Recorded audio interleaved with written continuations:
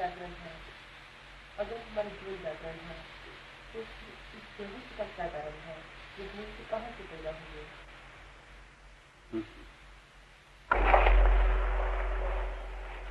महावीर से किसी ने पूछा, साधु कौन है? स्वभावतः अपेक्षा रही होगी कि महावीर साधु की परिभाषा करेंगे, लेकिन महावीर ने जो किया वो परिभाषा नहीं थी, इशारा था। उन्होंने कहा साधु वो है जो जागृत है और असाधु वो है जो मूर्छित है। सुत्ता सो अमुनि, वो जो सोता है वो असाधु है। असुत्ता मुनि, जो नहीं सोता है, जागा हुआ है, वो साधु है। ये सवाल पूछने जैसा है कि अगर जागृति चेतना हमारा स्वभाव है, स्वरूप है, तो फिर ये मूर्छा कहां से आ गई? इसे समझना भी उपयोगी होगा। मूर्छा का अर्थ हमें ख्याल में नहीं है। मूर्छा का अर्थ जागृति से उल्टा नहीं है। मूर्छा का अर्थ है जागृति का और कहीं उपस्थित होना। ये ख्याल में आ जाए तो कठिनाई नहीं रह जाएगी। हमें ऐसा लगता है कि अगर स्वभाव जागृत है तो फिर मूर्छा कहां है? समझ ले, एक टार्च हमारे पास है जिसका स्वभाव प्रकाश है और टार्च जल रही है। फिर हम कहते हैं जब टार्च जल रही है और स्वभाव टार्च का प्रकाश है, फिर अंधेरा कहां है? लेकिन टार्च का एक फोकस है और जिस बिंदु पर पड़ता है वहां तो प्रकाश है, से सब जगह अंधेरा हो जाता है। और यह भी हो सकता है कि टार्च खुद अंधेरे में हो, इसमें कुछ विरोध नहीं। टार्च का फोकस बाहर की तरफ पड़ रहा है, यद्यपि टार्च का स्वभाव प्रकाश है, लेकिन टार्च खुद अंधेरे में खड़ी है। हमारा स्वभाव तो जागरण है, लेकिन हमारी जागृति बाहर की तरफ फैली हुई है। हम तब भी जागृत हैं। एक आदमी सड़क पे चल रहा है, चारों तरफ देखता है, दुकानें दिखाई पड़ रही हैं, लोग दिखाई पड़ रहे हैं। नहीं तो चलेगा कैसे अगर सोया हुआ हो? सब दिखाई पड़ रहा है, सिर्फ एक आदमी को छोड़कर जो वो स्वयं है। सब तरफ जागृति फैली हुई है, सब दिखाई पड़ रहा है, सड़क, दुकान, मकान, तांगा, कार, रिक्शा, सब।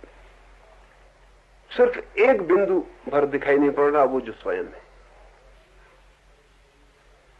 इसका मतलब ये हुआ कि जागृति दो तरह से हो सकती है, बहिर्मुखी और अंतर्मुखी। अगर बहिर्मुखी जागृति होगी तो अंतर्मुखता अंधकारपूर्ण हो जाएगी, वहां मूर्छा हो जाएगी। मूर्छा का कुल मतलब इतना है कि प्रकाश की धारा उस तरफ नहीं बह रही है। अगर जागृति अंतर्मुखी होगी तो बाहर की तरफ मूर्छा हो जाएगी। साधारणतः जागृति के ये दो ही रूप हो सकते हैं, अंतर्मुखता और बहिर्मुखता। अगर कोई बहिर्मुखी है तो अंतर्मुखता में बाधा पड़ेगी, अगर कोई अंतर्मुखी है तो बहिर्मुखता में बाधा पड़ेगी। लेकिन अंतर्मुखता का अगर और विकास हो तो एक तीसरी स्थिति भी जागृति की उपलब्ध होती है, जहां अंतर और बाह्य मिट जाता है, जहां सिर्फ प्रकाश रह जाता है। वो पूर्ण जागृत, जहां बाहर और भीतर का भेद भी मिट जाता है। लेकिन बहिर्मुखता से कभी कोई इस तीसरी स्थिति में नहीं पहुंच सकता है। पहली स्थिति है बहिर्मुखता, दूसरी स्थिति है अंतर्मुखता, तीसरी स्थिति है ट्रांसेंडेंस। तीसरी स्थिति है दोनों के पार हो जाना। और इस पार हो जाने का जो बिंदु है वो अंतर्मुखता है। इस पार हो जाने का बिंदु बहिर्मुखता नहीं है, क्योंकि जब हम बाहर हैं तब तो हम अपने पर भी नहीं है, तो अपने से और ऊपर जाने की तो कोई संभावना नहीं है। बाहर से लौटाना अपने पर और फिर अपने से भी ऊपर चले जाना है। उस स्थिति में बाहर भीतर सब प्रकाशित हो जाते हैं। मूर्छा का अर्थ अभी जिसे हम समझ लें वो इतना ही है कि हम बाहर हैं। बाहर हैं का मतलब हमारा अटेंशन, हमारा ध्यान बाहर है, और जहां हमारा ध्यान है वहां जागृति है, और जहां हमारा ध्यान नहीं है वहां मूर्छा है। समझो कि तुम भागी चली जा रही हो, मकान में आग लग गई, पैर में कांटा गड़ गया, लेकिन पता नहीं चलता कि पैर में कांटा गड़ा है। मकान में लगी है आग तो पैर में गड़े कांटे का पता कैसे चले? सारा ध्यान आग लगे हुए मकान पर अटक गया है। पैर तक जाने के लिए ध्यान की एक छोटी सी किरण भी नहीं है जो शरीर से पैर तक पहुंच जाए यात्रा करके और पता लगा ले कि कांटा गड़ गया है। फिर मकान की आग बुझ गई है, फिर सब ठीक हो गया और अचानक पैर का कांटा दुखने लगा है। इतनी देर तक पैर के कांटे का कोई पता नहीं था, क्योंकि ध्यान वहां नहीं था, ध्यान कहीं और था। जहां हमारा ध्यान है वहां हम जागृत थे, जहां हमारा ध्यान नहीं था वहां हम मूर्छित थे। काशी नरेश ने कोई 50 वर्ष पहले एक ऑपरेशन कराया।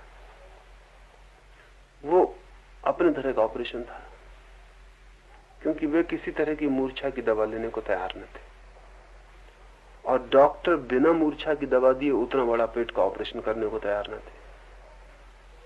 लेकिन नरेश का कहना था कि मुझे गीता पढ़नी दी जाए, जब मैं गीता पढ़ूंगा तब फिर कोई खतरा नहीं है, क्योंकि मेरा सारा चित्त वहां होगा, तो मूर्छित करने की अलग से जरूरत क्या है, मैं वहां मूर्छित रहूंगा ही पेट में। लेकिन डॉक्टर इस बात को मानने को राजी ना थे, इसमें खतरा था। 1 सेकंड को भी अगर ध्यान पेट पर आ गया तो मृत्यु हो जाएगी, उतना बड़ा ऑपरेशन था।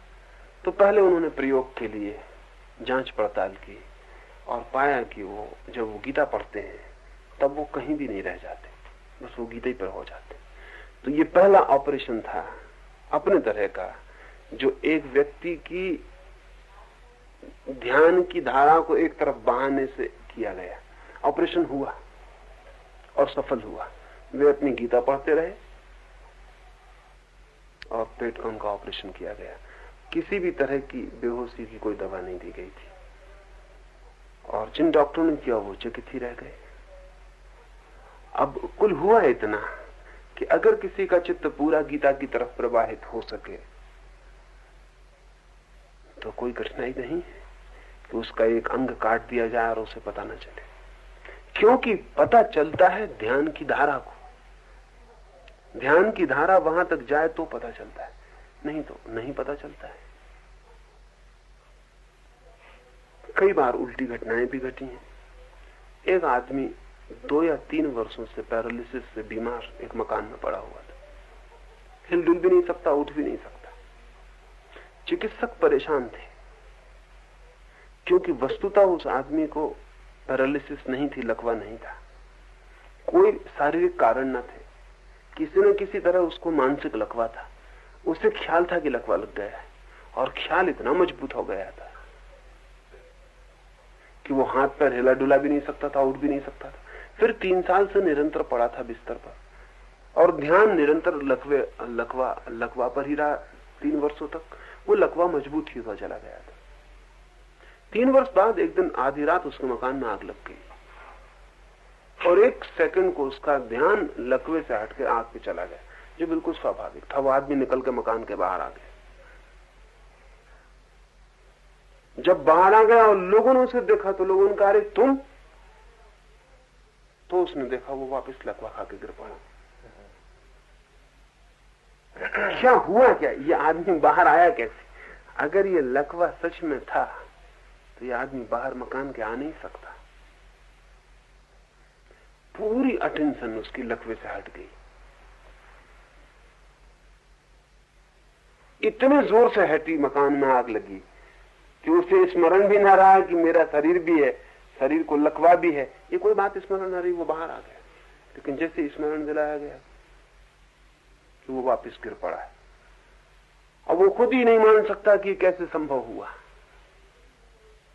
ये अब गिर जाना क्या। फिर पूरा का पूरा ध्यान लकवे पर आ गया।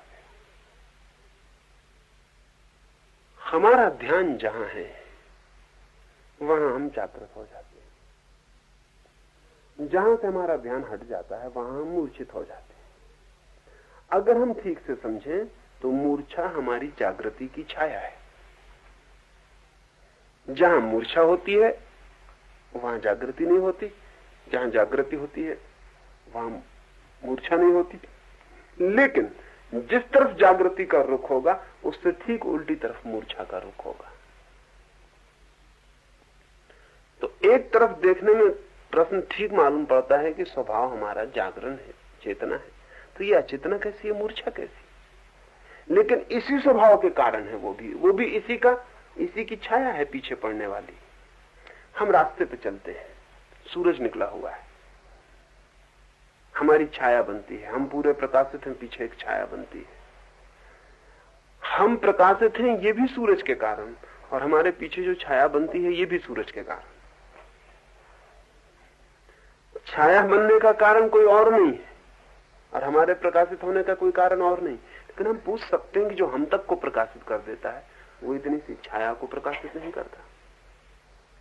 असल में जितने हिस्से में हम प्रकाश को रोक लेते हैं उतने हिस्से में पीछे छाया बन जाती है। वो छाया हमारे द्वारा रोका गया प्रकाश है। अगर हम कांच के व्यक्ति हों तो फिर छाया नहीं बनेगी, क्योंकि हम ट्रांसपेरेंट होंगे, फिर हमारे आर पार किरण निकल जाएगी, फिर कोई छाया नहीं, कांच की कोई छाया नहीं बनेगी। जितना पारदर्शी होगा उतनी छाया नहीं बनेगी। अगर थोड़ा भी अपारदर्शन है तो उतनी छाया बन जाएगी। तो अगर पूर्ण पारदर्शी व्यक्तित्व हो तो फिर छाया नहीं बनेगी सूरज की। इसे इस तरह भी समझना चाहिए, हमारा स्वभाव तो प्रकाश है, लेकिन अभी हमारा प्रकाश किन्हीं किन्हीं केंद्रों पर प्रवाहित होता है। वो दिए की भांति कम, बैटरी की भांति ज्यादा है। बैटरी भी दिया बन सकती है, सिर्फ उसके फोकस को अलग कर देने की बात है। ऊपर के फोकस को अलग करके अगर हम बैटरी को रख देंगे तो बैटरी दिया बन जाएगी। असल में बैटरी दिया ही है, सिर्फ उस पर एक फोकस भी लगा हुआ है। अगर हम दिए पे भी एक फोकस लगा दें तो प्रकाश बंध जाएगा और उस धारा में बहेगा। तो हमारा चित्त जो है वो फोकस का काम कर रहा है पूरे वक्त। भीतर प्रकाश है, चित्त फोकस का काम कर रहा है। जितना बड़ा हमारा चित्त होता है, जैसा चित्त होता है वैसा फोकस बनता है।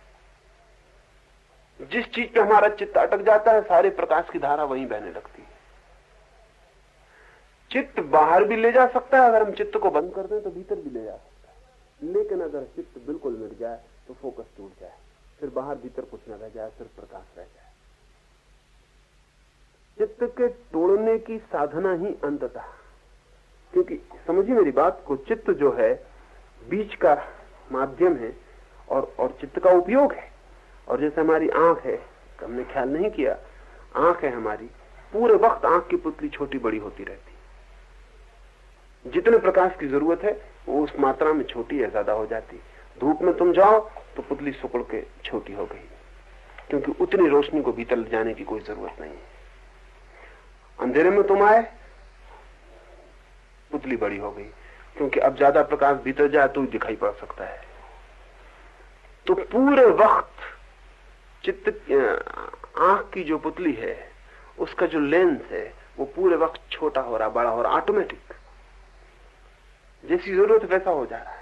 वैसे ही हमारा चित्त भी है, वो भी छोटा बड़ा हो रहा है पूरे वक्त, और जैसी जरूरत है वैसा उसका फोकस बन जाता है। अगर मकान में आग लगी है तो फोकस एकदम छोटा हो जाता है, सब तरफ से प्रकाश को खींच के मकान पर ही रोक देता है, क्योंकि इस समय इमरजेंसी की बात है। इस वक्त और कहीं ध्यान जाए कि पिक्चर देखने जाना है, कि परीक्षा देनी है, कि किताब पढ़नी है, तो फिर ये मकान की आग को कौन बचाएगा।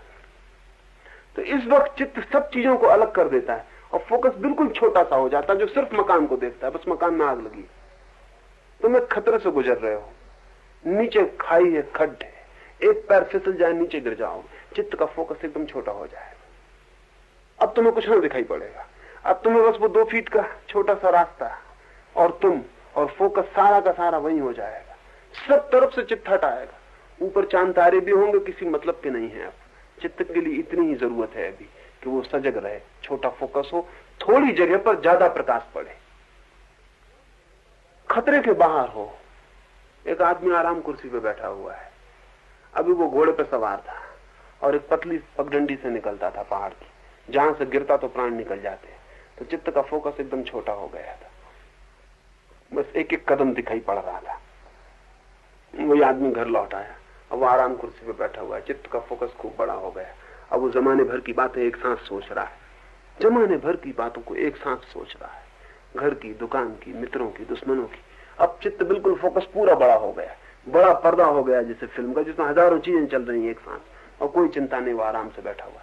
आराम कुर्सी पर बैठ के चित्त का फोकस सबसे बड़ा होता है, क्योंकि उस वक्त फिर कोई चिंता नहीं, कोई इमरजेंसी नहीं, कोई खतरा नहीं। आप निश्चिंत बैठे हैं, चित्त को जहां भागना है भागना है, दौड़ना है दौड़ना है, जो चित्र बनाने हैं बनाने, कितना ही बड़ा हो जाए। इमरजेंसी में, दुर्घटना में चित्त एकदम छोटा फोकस ले लेता है। ये चित्त हमारा फोकस ले रहा है, और इस चित्त को बाहर देखने की निरंतर जरूरत है। बचपन से पैदा हुए कि बाहर देखने की जरूरत है, भीतर देखने की जरूरत नहीं। भूख लगती तो मां को देखना पड़ता है, प्यास लगती तो पानी को देखना पड़ता है। 24 घंटे बचपन से चित्त को बाहर देखना पड़ रहा है। जीवन जो है बाहर के साथ निरंतर संघर्ष है। तो धीरे धीरे धीरे धीरे धीरे धीरे अनंत जन्मों में निरंतर बाहर देखते देखते ये स्मृति ही भूल जाती है कि चित्त का फोकस भीतर की तरफ भी हो सकता है। ये सवाल ही नहीं उठता। करीब करीब फिक्स्ड फोकस हो गया, चीजें ठहर गई। अब वो बाहर की तरफ ही देख पाता, भीतर का सवाल भी नहीं उठता कि भीतर कैसे देखे। ध्यान का मतलब यही है कि हम चित्त के फोकस को भीतर की तरफ ले जाने का उपाय करते हैं, बाहर की तरफ से शिथिल करते हैं, बाहर की तरफ से बंद करते हैं कि भीतर जा सके। धीरे धीरे धीरे धीरे धीरे ये स्थिति आ जाए कि चित्त भीतर की तरफ भी देखने लगे, जैसा अभी बाहर की तरफ देखता है।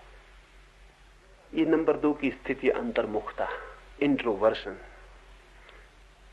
लेकिन तब भी पूर्ण जागरण नहीं, क्योंकि चित्त भीतर देखेगा तो बाहर मूर्छित हो जाएंगे। इसलिए ये हो सकता है कि एक आदमी ध्यान में बैठा हुआ है और उसके पैर पे सांप काट जाए, उसे पता ना चले। वाल्मीकि की कथा है, वो ध्यान में बैठे हैं, चारों तरफ चींटियों ने आके बांबी बना ली है उनके पूरे शरीर पर, तो उनको पता ही नहीं। रामकृष्ण अंतर्मुखी हो जाते तो 3-3 4-4 दिन बेहोश पड़े रहते, न फिर भोजन है, न फिर पानी है, न कोई सवाल है। फिर 4 दिन उनको कुछ पता नहीं, वो चित्त भीतर की तरफ चला गया। पहली बात खतरनाक थी, दूसरी बात कुछ कम खतरनाक नहीं, क्योंकि पहली बात जीवन की व्यर्थता में उलझा देती थी एकदम और भीतर से तोड़ देती थी। दूसरी बात जीवन से तोड़ देती है और भीतर ऐसे डुबा देती है कि सब तरफ से दरवाजे बंद हो गए। पहली बात भी अधूरी थी, दूसरी बात भी अधूरी है। असल में एक तीसरी स्थिति और है, जबकि हम फोकस ही तोड़ देते हैं, न हम भीतर देखते न बाहर देखते, सिर्फ देखना रह जाता है, सिर्फ प्रकाश रह जाता है, न बाहर की तरफ बहता हुआ न भीतर की तरफ बहता हुआ, सिर्फ प्रकाश, डिफ्यूज्ड लाइट रह जाता है जिसका कोई फोकस नहीं, जैसे एक दिया जल रहा है, सब तरफ एक सा प्रकाश फैल गया। पर दिए से भी हम ठीक से नहीं समझ सकते, दिए से भी हम ठीक से नहीं समझ सकते, क्योंकि फिर भी दिए का भी बहुत गहरे में छोटा सा फोकस है, इसलिए दिया छूट जाता है, अपने प्रकाश के बाहर छूट जाता है। और उदाहरण के लिए ख्याल में ले लेने की बात है, तीसरी स्थिति है जहां न व्यक्ति अंतर्मुखी है न बहिर्मुखी है, जहां व्यक्ति सिर्फ है, न बाहर की तरफ देख रहा न भीतर की तरफ देख रहा, बस है। ये बस होना मात्र का नाम है जागृति, पूर्ण जागृति।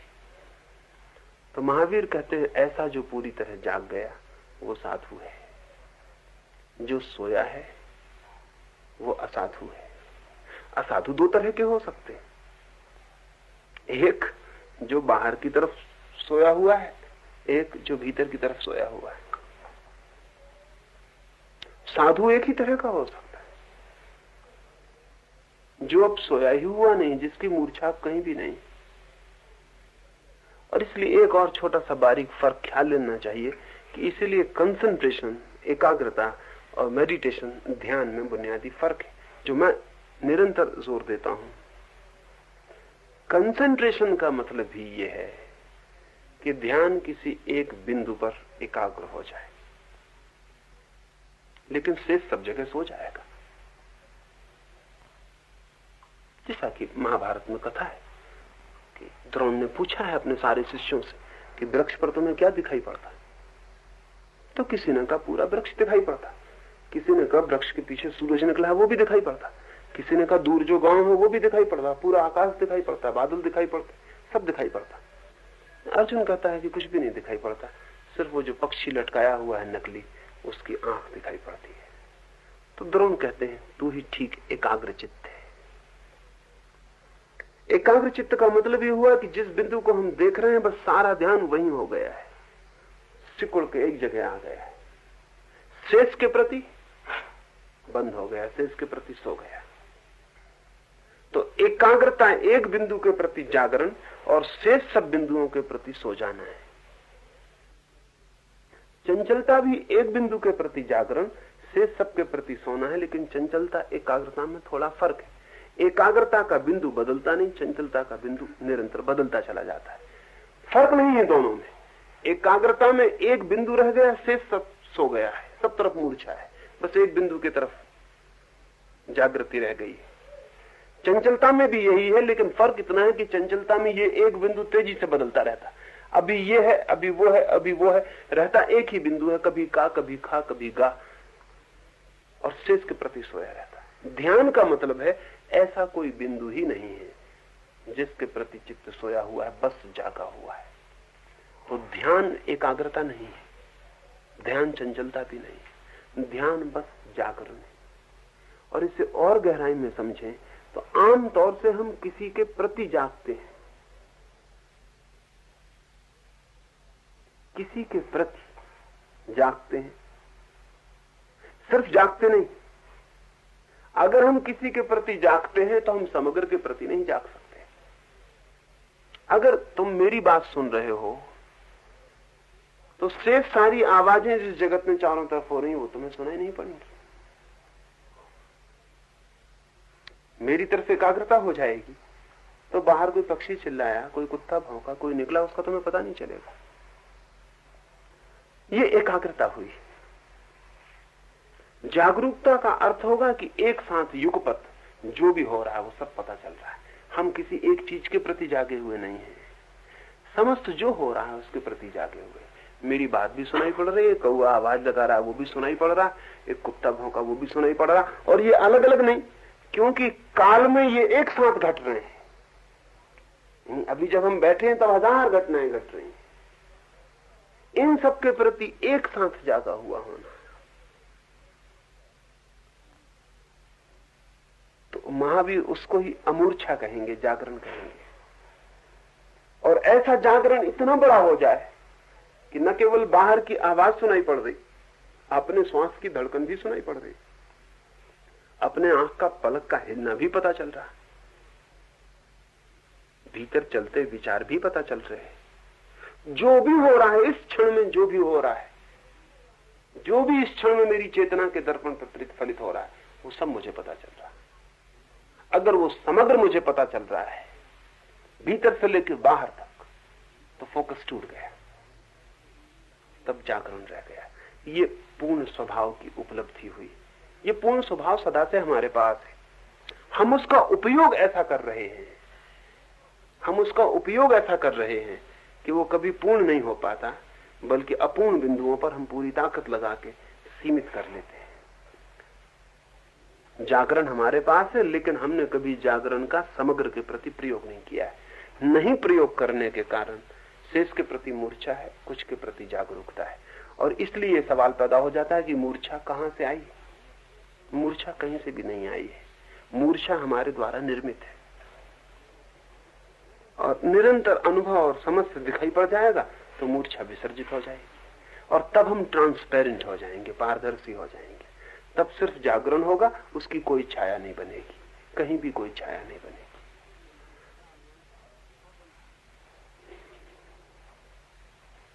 कुछ और सवाल हो तो ठीक, नहीं फिर इनका ये नहीं देखते कि पूर्व तीर्थंकरों की परंपरा के आचार्य या साधु विद्यमान थे, परंतु वीर के समय पार्श्वनाथ की परंपरा के आचार्य थे केशी आर्य। वह परंपरा बाद में भी चलती रही। इसका क्या कारण था? नए तीर्थंकर का जन्म तो पुरातन परंपरा के लुप्तप्राय होने पर होता है। जब आचार्य थे, पार्श्वनाथ के उपासक थे, तो नवीन संघ की स्थापना अथवा नवीन तीर्थ की स्थापना क्यों की गई और पुरानी भी कैसे चलती रही?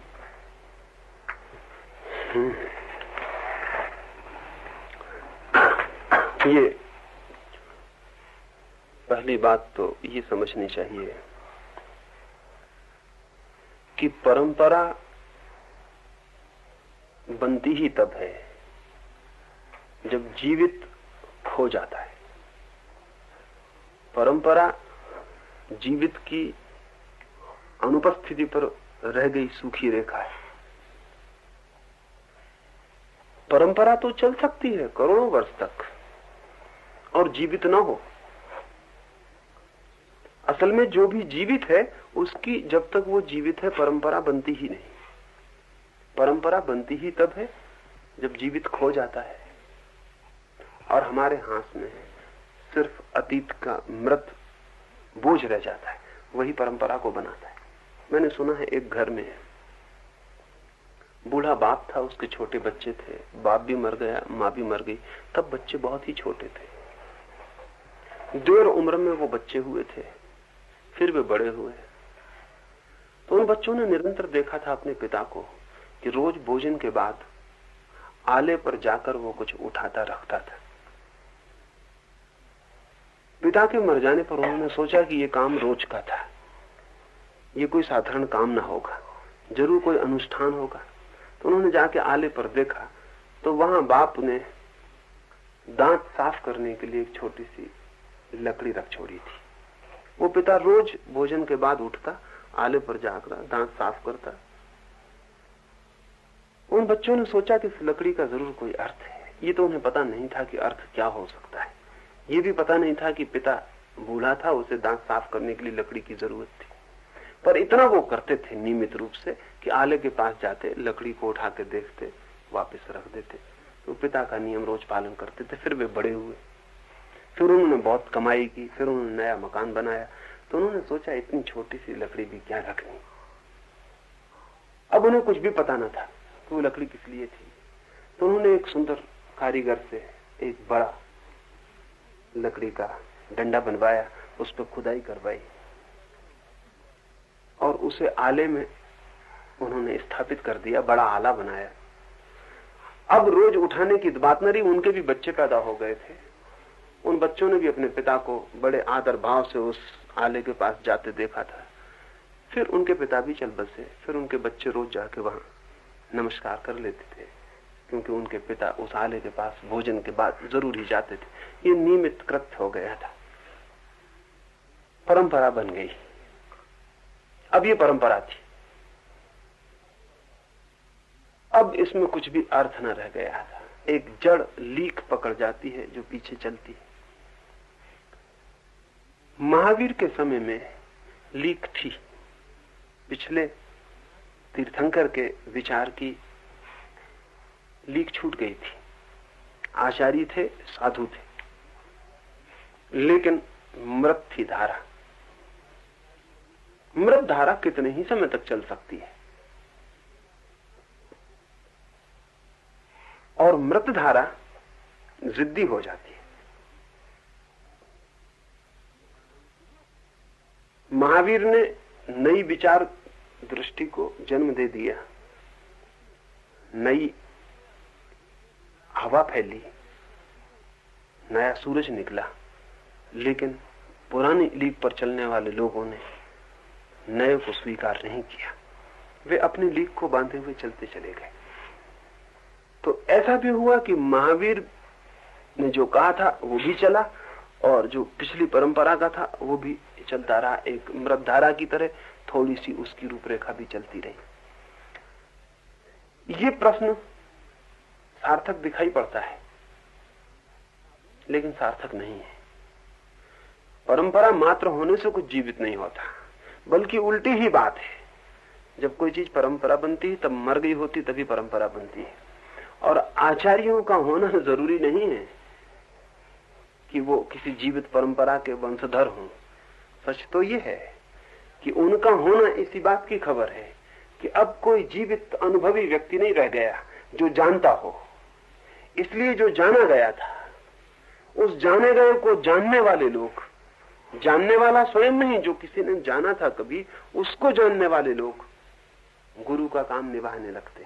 साधु भी थे, लेकिन न तो साधु से कुछ होता है, न शिक्षकों से, गुरुओं से कुछ होता है, जब तक कि जीवित अनुभव को लिए हुए कोई व्यक्ति ना हो। और वो व्यक्ति खो गए थे, वो व्यक्ति नहीं थे। इसलिए महावीर के मार्गदर्शन में इस बात से कोई अवरोध नहीं पड़ता है कि पिछले तीर्थंकर के लोग शेष थे। उनमें जो भी थोड़े समझदार जीवित साधक थे, वो तो महावीर के साथ आ गए। जो नहीं थे, जिद्दी थे, अंधे थे, आग्रह रखते थे, वे अपनी लीक को पकड़ के चलते चले गए। फिर ऐसे व्यक्तियों का जन्म पिछले व्यक्तियों से नहीं जोड़ा जा सकता, जोड़ने की कोई जरूरत नहीं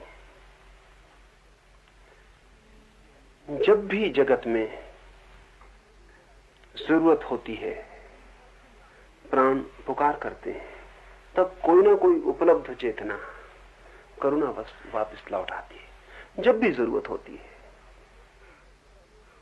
जरूरत पर निर्भर है, हमारी पुकार पर निर्भर है। जिससे इस युग में धीरे धीरे पुकार जैसे कम होती चली गई है।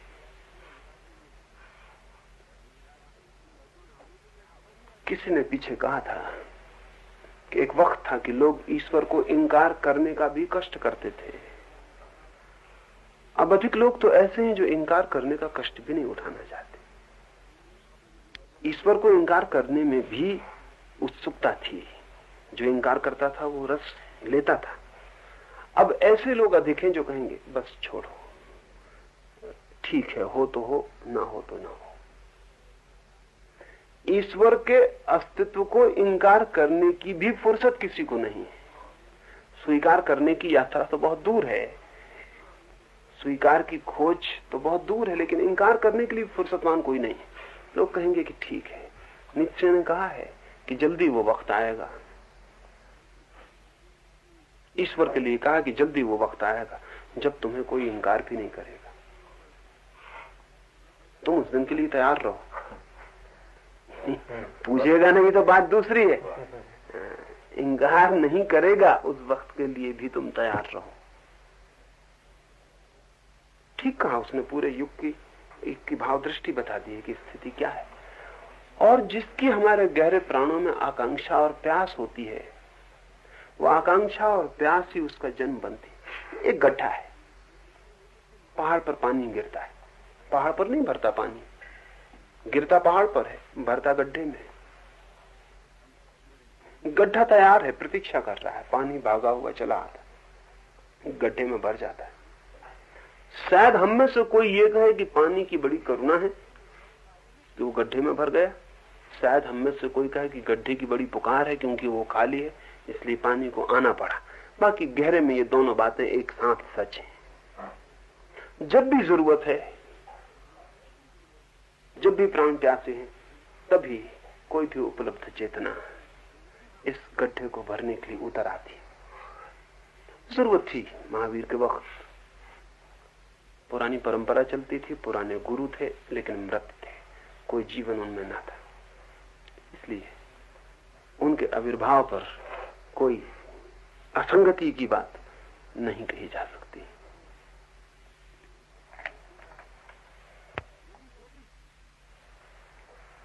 महावीर ने हमें नया क्या दिया? प्रेम की चर्चा तो जब से मनुष्य जाति है तब से ही होती आई है।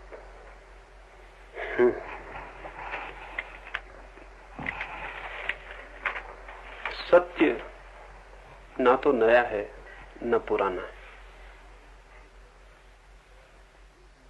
सत्य सदा है, और जो सदा है वो न तो कभी पुराना होता और न कभी नया हो सकता है। जो नया होता है वो कल पुराना हो जाएगा, जो आज पुराना दिखता है वो कल नया था। लेकिन सत्य ना तो नया है क्योंकि सत्य कभी पुराना नहीं होगा, और न सत्य पुराना है क्योंकि सत्य कभी नया नहीं था। असल में सत्य के संबंध में नए और पुराने शब्द एकदम व्यर्थ हैं। नया वो होता है जो जन्मता है, पुराना वो होता है जो बूढ़ा होता है।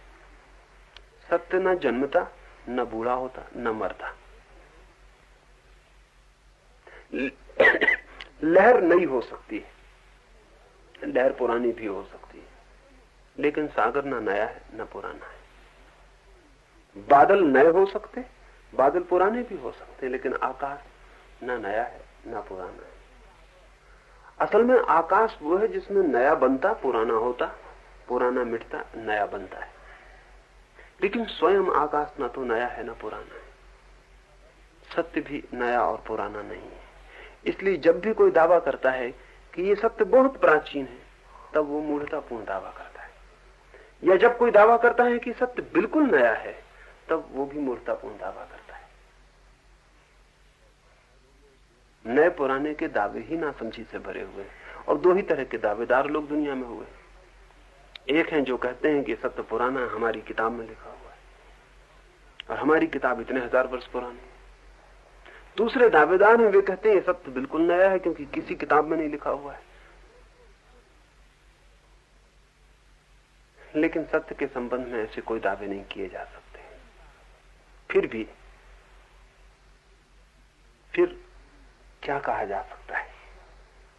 फिर यही कहा जा सकता है कि जो सत्य निरंतर है, उससे भी हमारा निरंतर संबंध नहीं रहता है। संबंध कभी कभी होता है। सत्य निरंतर है, सत्य एक निरंतरता है, कंटिन्यूटी है, शाश्वतता है, इटर्निटी है। लेकिन इससे ही जरूरी नहीं कि आकाश हमारे ऊपर निरंतर है तो हम आकाश को देखते भी हो, ये जरूरी नहीं। कोई आदमी जीवन भर जमीन को देखते हुए भी गुजार दे सकता है। और अगर कोई एक ऐसा गांव हो जहां के सारे लोग जमीन की तरफ देख के ही वक्त गुजारते हो, और उस गांव में किसी को पता ही ना हो कि आकाश भी है, और अगर एक आदमी आकाश की तरफ आंखें उठाए और चिल्ला के लोगों को पुकारे कि देखते हो आकाश है, तुम क्यों जमीन की तरफ आंखें गड़ाए हुए मरे जा रहे हो,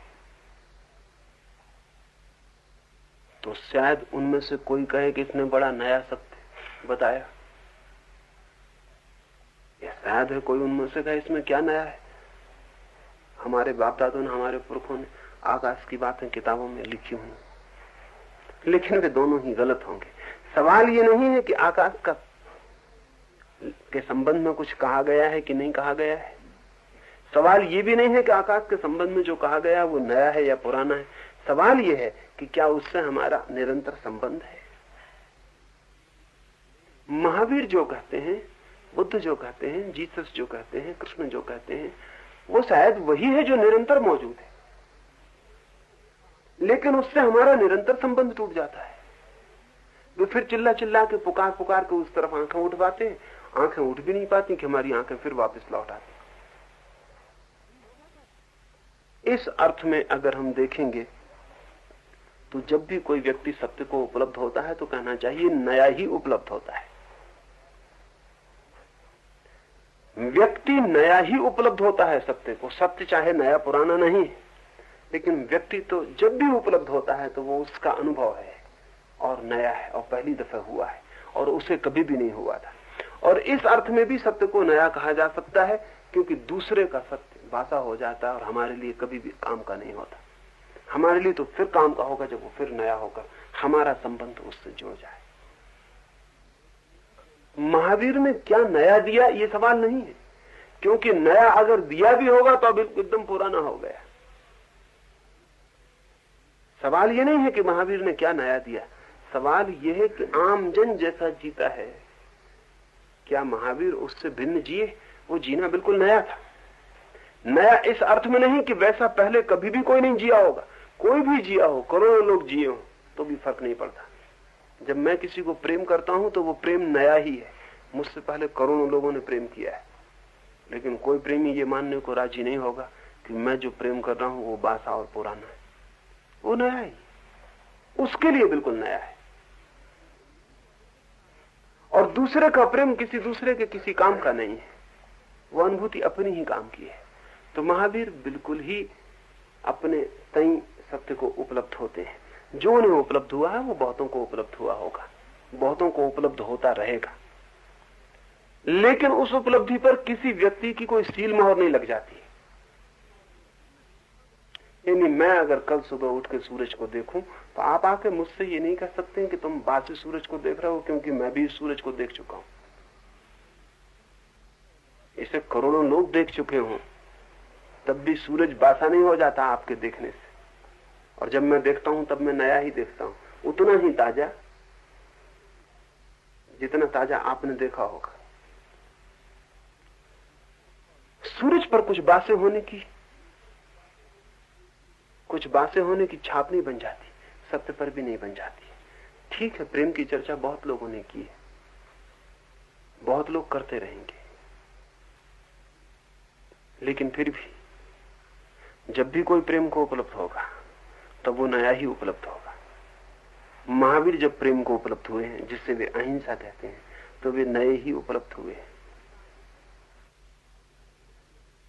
सत्य के संबंध में तो नया पुराना नहीं होता, लेकिन अनुभूति के संबंध में नया पुराना होता है, और अभिव्यक्ति के संबंध में तो बहुत नया पुराना होता है। महावीर ने जो अभिव्यक्ति दी है अहिंसा को, वो तो एकदम अनूठी और नई है, शायद वैसी किसी ने भी पहले नहीं दी थी। अभिव्यक्ति नई हो सकती क्योंकि अभिव्यक्ति पुरानी पड़ जाती। अब महावीर की अभिव्यक्ति भी पुरानी पड़ गई।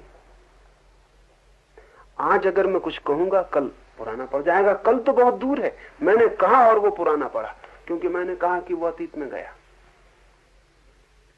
अभिव्यक्ति नई भी होती है, अभिव्यक्ति इसीलिए पुरानी भी पड़ जाती। सत्य न नया होता और इसीलिए पुराना भी नहीं पड़ता है। लेकिन फिर भी जब किसी व्यक्ति को उपलब्ध होता है तो एकदम नया ही उपलब्ध होता है, ताजा, युवा, अछूता, अस्पर्शित, एकदम कुंवारा। और इसलिए जिसको उपलब्ध होता है वो अगर चिल्ला के कहता है कि नया सत्य मिल गया, तो उस पर नाराज भी नहीं हो जाना है। उसे ऐसा ही लगा है, उसके जीवन में पहली दफे ही ये सूरज निकला है। किसी और के जीवन में निकला होगा, इससे संबंध भी क्या है, उसे बिल्कुल ही नया हुआ है, वो एकदम ताजा हो गया उसके स्पर्श से, इसलिए वो चिल्ला के कह सकता है कि बिल्कुल नया है। शास्त्रों में खोजी जा सकती है वही बात जो उसे हुई है, और शास्त्र का अधिकारी कह सकता है कि क्या नया है, हमारी किताब में लिखा है। वो लिखा होगा किताब में, सारी किताबों में भी लिखा हो।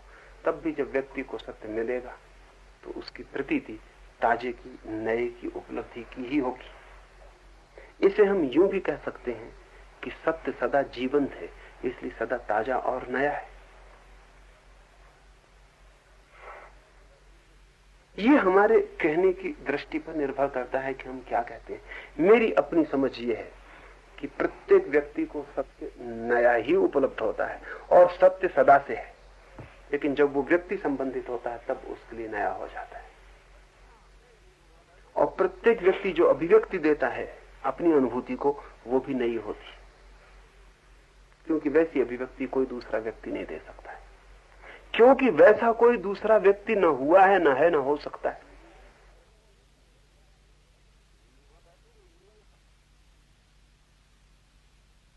असल में मेरे पैदा होने में, अब हम कितनी साधारण सी बात समझते हैं कि व्यक्ति का पैदा हो जाना, मेरे पैदा होने में या आपके पैदा होने में कितना बड़ा जगत इन्वॉल्व है, इसका हमें कोई ख्याल नहीं।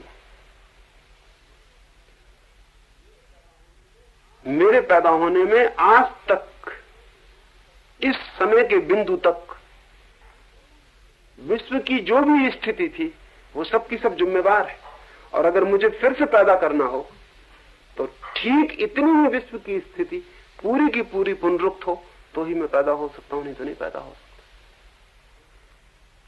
मेरे पिता चाहिए, मेरी मां चाहिए, वे भी उन्हीं पिताओं और माताओं से पैदा होने चाहिए जिनसे वे पैदा हुए, और वे भी, और इस तरह हम पीछे लौटते चले जाएं तो हम पाएंगे कि पूरी विश्व की स्थिति एक छोटे से व्यक्ति को पैदा होने में संयुक्त है, जुड़ी हुई है। और अगर इसमें 1 इंच भी इधर उधर हो जाए तो मैं पैदा नहीं हो सकूंगा, जो भी होगा वो कोई दूसरा होगा। और अगर मुझे पैदा करना हो तो इतने जगत का पूरा अतीत फिर से पुनरुक्त हो, तभी मैं पैदा हो सकता हूं। इसकी कोई संभावना नहीं दिखाई पड़ती। ये कैसे पुनरुक्त होगा? तो एक व्यक्ति को दोबारा पैदा नहीं किया जा सकता, और इसलिए एक व्यक्ति के अनुभव को, उसकी अभिव्यक्ति को भी दोबारा पैदा नहीं किया जा सकता। इस अर्थ में हम देखने चले तो सत्य का अनुभव चूंकि व्यक्तिगत है, इंडिविजुअल है, एक एक को होता है, वो एकदम एक ही अनुभव भी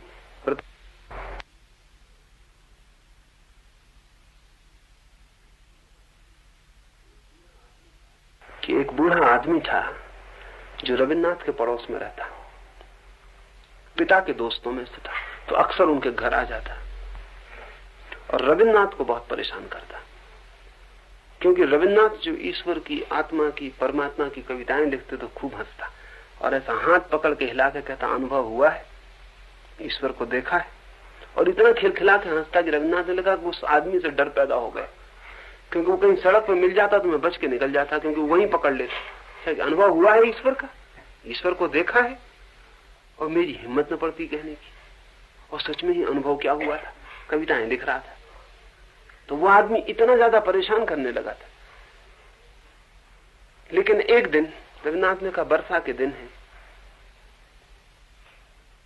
वो घर के बाहर समुद्र की तरफ गए हैं, सूरज निकला है, सुबह का वक्त है, तो समुद्र के जल पर भी सूरज का प्रतिबिंब बना है, और रास्ते के किनारे जो पोखर और डबरे और गंदे पानी के गड्ढे भरे हैं, उन सब में भी सूरज का प्रतिबिंब बना है। और रविन्द्रनाथ लौटते वक्त उनको अचानक ऐसा लगा है कि सागर का जो प्रतिबिंब है और इस गंदे डबरे में जो प्रतिबिंब बन रहा है, इन दोनों में कोई भेद है क्या? गंदे डबरे में बनने की वजह से प्रतिबिंब भी गंदा हो गया है?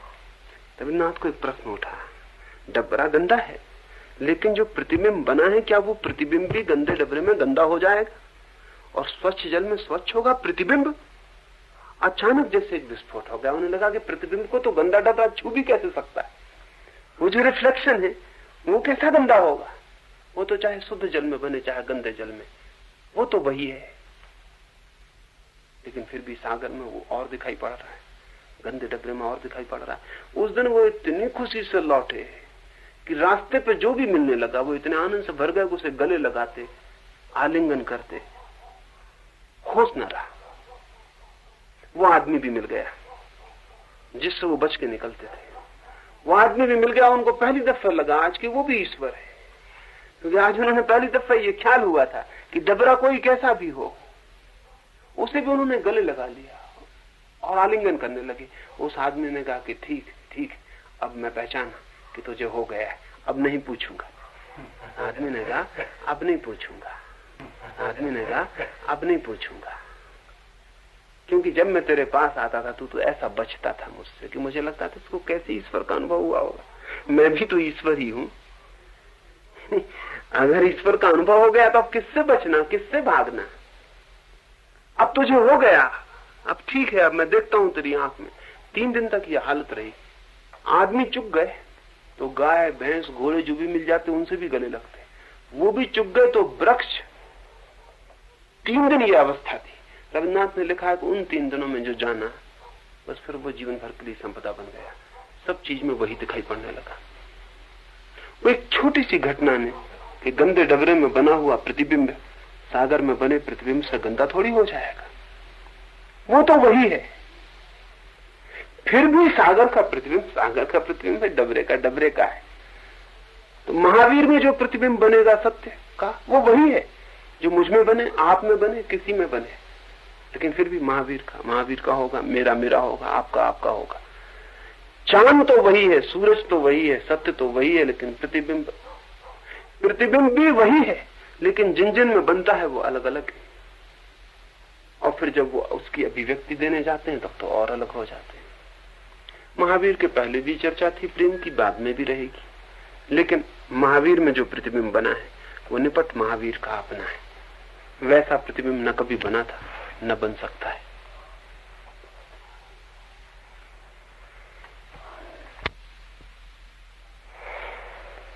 क्या आप मतांतरों के पक्षपाती हैं? क्या बुद्ध के अनुयायी बुद्ध, महावीर के जैन, ईसा के ईसाई आदि संप्रदाय समाप्त करके मानव धर्म की एक स्थापना नहीं की जा सकती?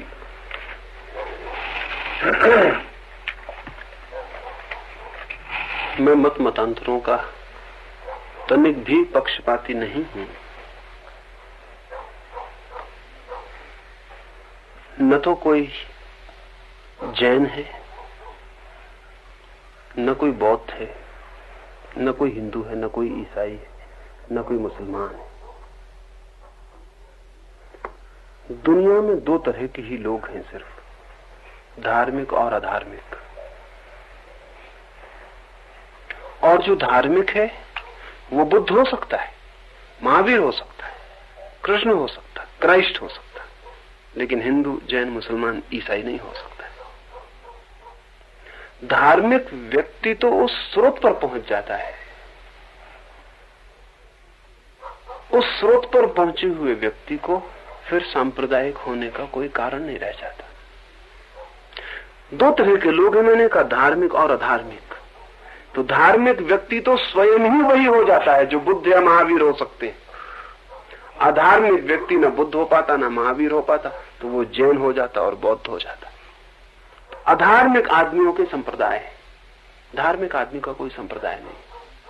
इसे ऐसा भी कह सकते हैं कि धर्म का कोई संप्रदाय ही नहीं है, सब संप्रदाय अधर्म के हैं। अधार्मिक आदमी महावीर होने की हिम्मत नहीं जुटा पाता, जीसस नहीं हो सकता, बुद्ध नहीं हो सकता, कृष्ण नहीं हो सकता। अधार्मिक आदमी क्या करे? अधार्मिक आदमी भी धार्मिक होने का मजा लेना चाहता और धार्मिक हो नहीं सकता, क्योंकि धार्मिक होना एक बड़ी क्रांति से गुजरना है। तब वो एक सस्ता रास्ता निकाल लेता। वो कहता महावीर तो हम नहीं हो सकते, लेकिन जैन तो हो सकते। वो ये कहता है कि हम महावीर को मान तो सकते हैं अगर महावीर नहीं हो सकते। मानने में तो कोई कठिनाई नहीं हमें, हम महावीर के अनुयायी तो हो सकते हैं, तो हम जैन। लेकिन उसे पता नहीं कि जिन हुए बिना जैन कोई कैसे हो सकता है। जिसने जीता नहीं सत्य को, वो जैन कैसे हो सकता है? महावीर इसलिए जैन है कि उन्होंने जीता सत्य को। ये इसलिए जैन है कि ये महावीर को मानता है।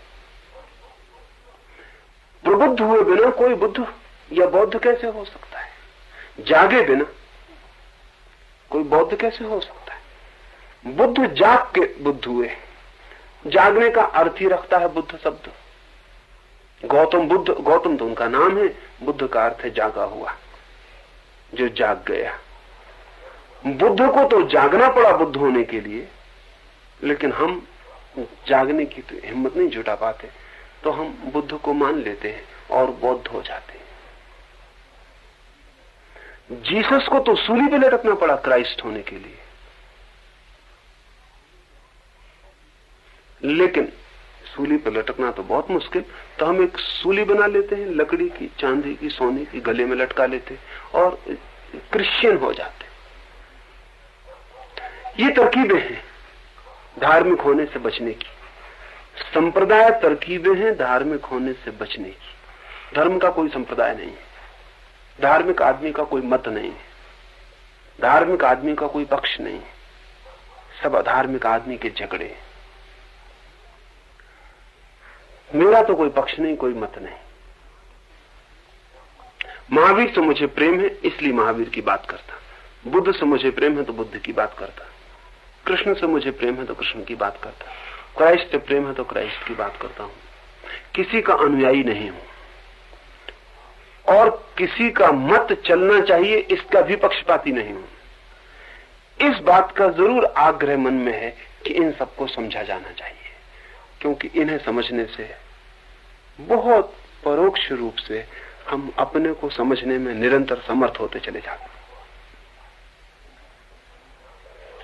इनके पीछे चलने से कोई कहीं नहीं पहुंच सकता, लेकिन इन्हें अगर कोई पूरी तरह से समझे तो स्वयं को समझने के लिए बड़े गहरे आधार उपलब्ध हो जाते हैं।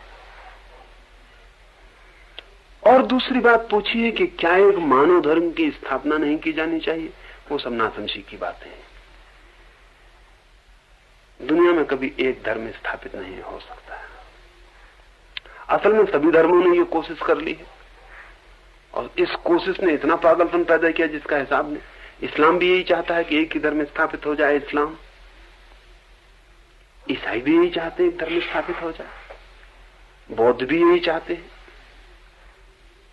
जैन भी यही चाहेंगे कि एक ही धर्म रह जाए, मानव धर्म। लेकिन मानव धर्म उनका वही होगा जो उनका धर्म है, उसको ही वे मानव मात्र का धर्म बना देना चाहते हैं। ये कोशिश असफल होने को बंधी हुई है, क्योंकि मनुष्य इतना भिन्न भिन्न है कि कभी एक धर्म होगा ये असंभव है। हाँ, धार्मिकता हो सकती एक धर्म नहीं।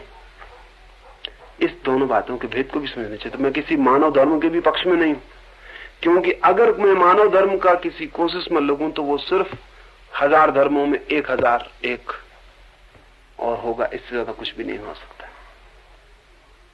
सभी धर्म जब आए तो वे मानव धर्म की ही आवाज लेकर आए, और उन्होंने कहा कि मनुष्य का एक धर्म स्थापित करना है, लेकिन उन्होंने एक की संख्या और बढ़ा दी और उनसे कोई अंतर नहीं पड़ सका। मेरी दृष्टि यह है कि मानव धर्म एक हो, ये बात ही गलत है। धार्मिकता हो जीवन में, धार्मिकता के लिए किसी संगठन की जरूरत नहीं कि सारे मनुष्य इकट्ठे हों, एक ही मस्जिद में इकट्ठे, एक मंदिर में, एक झंडे के नीचे। ये सब पागलपन की बात है, धर्म का इनसे कोई लेना देना नहीं। हाँ, पृथ्वी धार्मिक हो इसकी चेष्टा होनी चाहिए, मनुष्य धार्मिक हो इसकी चेष्टा होनी चाहिए।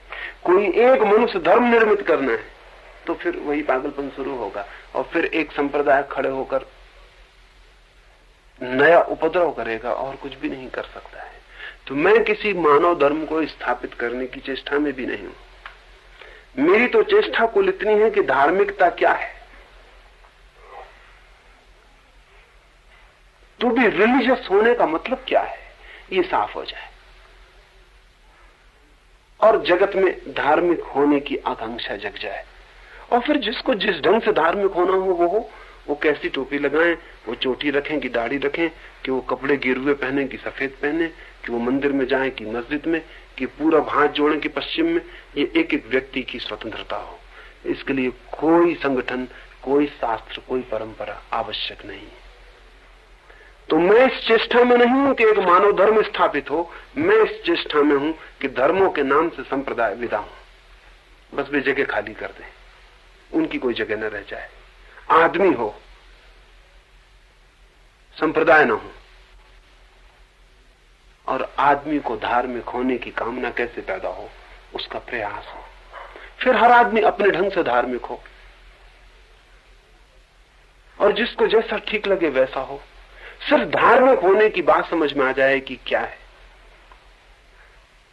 उतनी बात ख्याल में आ जाए तो दुनिया में धार्मिकता होगी, संप्रदाय नहीं होंगे, लेकिन कोई मानव धर्म नहीं बन जाएगा। धार्मिकता होगी और एक एक व्यक्ति अपने ढंग से धार्मिक होगा,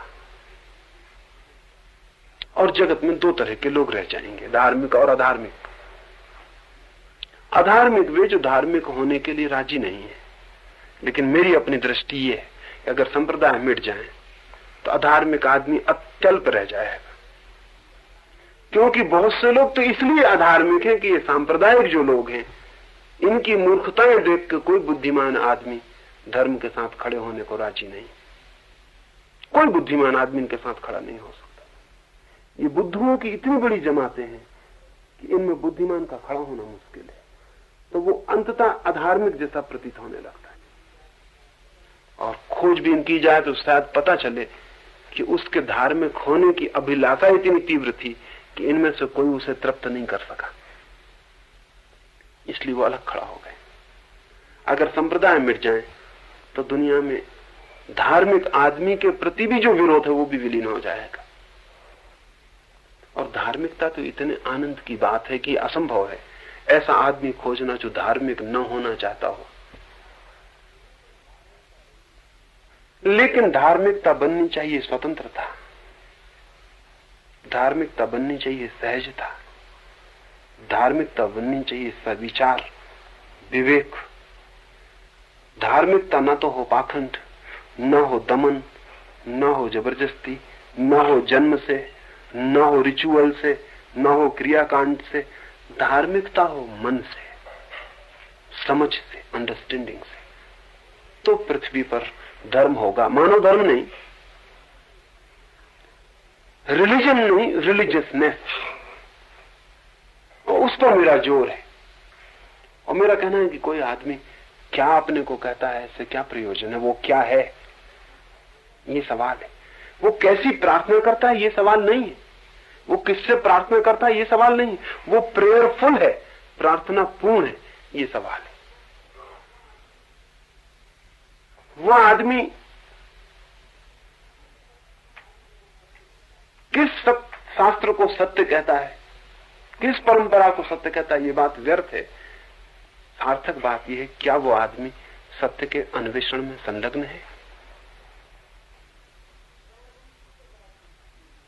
वो आदमी किस प्रकार के प्रेम को, ईसाइयत के प्रेम को, कि जैनियों की अहिंसा को, कि बौद्धों की करुणा को, किसका शोरगुल मचाता है, किसका नारा लगाता है, ये सवाल नहीं है। सवाल यह है, क्या वो आदमी प्रेमपूर्ण है, क्या वो आदमी अहिंसक है, क्या उस आदमी में करुणा है? और करुणा का कोई लेबल हो सकता है, और प्रेम पर कोई छाप हो सकती है कि कैसा प्रेम? किताबें हैं ऐसी जिनके शीर्षक है क्रिश्चियन लव, ईसाई प्रेम। अब ईसाई प्रेम क्या भला होगी? क्या मतलब होगा ईसाई प्रेम का? प्रेम हो सकता है। ये हमारे ख्याल में आ जाए तो मैं किसी मानव धर्म के लिए चेष्टारत नहीं हूं। पुरानी दो तरह की चेष्टाएं हुई, दोनों असफल हो गई। एक चेष्टा तो किसी एक धर्म ने कोशिश की कि वो सबका धर्म बन जाए, वो सफल नहीं हो सकी। उससे बहुत रक्तपात हुआ, बहुत उपद्रव फैला, बहुत फेनेटिसिज्म पैदा हुआ। फिर उससे हार के एक दूसरी चेष्टा हुई, वो ये कि सब धर्मों में सारभूत जो है उसको निकाल के निचोड़ को इकट्ठा कर लिया जाए, जिसे थियोसॉफी ने वो प्रयोग किया कि सब धर्मों में जो जो महत्वपूर्ण सबको निकाल लो। अकबर ने भी किया था। अकबर ने भी दीन इलाही की शक्ल में उसकी कोशिश की। अकबर भी असफल हुआ, थियोसॉफी भी असफल हुई, वो भी संभव नहीं हो सका। वो कोशिश भी इसलिए असफल हुई कि उसने भी सब संप्रदायों को मान्यता तो दे ही दी। यानी ये तो कहा नहीं कि सांप्रदायिक होना गलत है, उसने कहा कि सांप्रदायिक होने में कोई गलती नहीं है, तुम्हारे पास भी सत्य है, वो भी हम ले लेते हैं, कुरान से भी, बाइबल से, हिंदू से, मुसलमान से, सबसे ले लेते हैं, सबको जोड़ के हम एक मानव धर्म बना लेते हैं। उससे कोई संप्रदाय खंडित ना हुआ, संप्रदाय अपनी जगह खड़े रहे और थियोसॉफी एक नया संप्रदाय बन गया। उससे कुछ फर्क नहीं पड़ा। थियोसॉफिस्ट का अपना लाज, अपना मंदिर, अपनी व्यवस्था हो गई। थियोसॉफिस्ट की अपनी पूजा का ढंग, अपना हिसाब हो गया। एक नया धर्म खड़ा हो गया, उसका अपना तीर्थ बना, अपना सब हिसाब हुआ, वो सब ठीक हो गया। लेकिन उससे किसी पुराने संप्रदाय को कोई चोट नहीं पहुंची। दो कोशिशें की गई, या तो एक धर्म सर्वग्राही हो जाए, वो नहीं हुआ, और फिर कोशिश की गई सभी धर्मों में जो सार है उसको इकट्ठा कर लिया जाए, वो भी असफल हो गया। अब मैं आपको तीसरी दिशा सुझाना चाहता हूं, और वो ये कि संप्रदाय मात्र का विरोध किया जाए, संप्रदाय मात्र को विसर्जित किया जाए और धार्मिकता की स्थापना की चेष्टा की जाए। धर्म की नहीं, धार्मिकता की। अगर वो संभव हो सके तो मानव धर्म तो नहीं बनेगा, कोई एक धर्म नहीं, एक चर्च नहीं होगा, एक पोप नहीं होगा, एक झंडा नहीं होगा, लेकिन फिर भी बहुत गहरे अर्थों में मानव धर्म स्थापित हो जाएगा। उस गहरे अर्थ में ही मेरी दृष्टि है।